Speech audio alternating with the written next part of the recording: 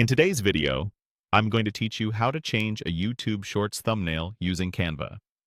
By the end, you'll have a clean, eye-catching image ready to represent your short across YouTube. First, open Canva on your desktop and log in. Using the desktop version keeps things simple and gives you a larger workspace. Once you're in, head to the search bar at the top, type YouTube thumbnail and press Enter. This pulls up the correct canvas size and a wide range of ready-made options designed to stand out. From here, you can select a template you like or open a blank YouTube thumbnail design if you prefer starting from scratch. Templates are great if you want a polished layout fast, while a blank design gives you full control. Either way, make sure your thumbnail text is big, bold, and easy to read, since thumbnails are often viewed on small screens. Now customize the design with your text, images, and visuals.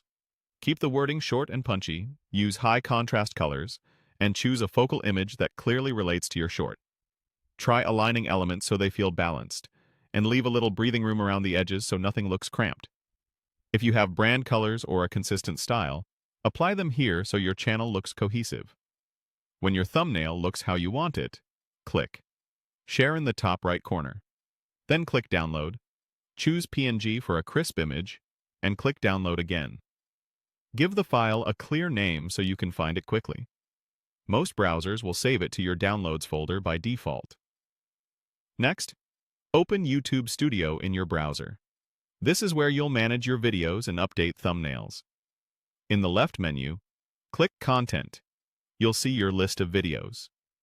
Click the video you want to update so you're viewing its details.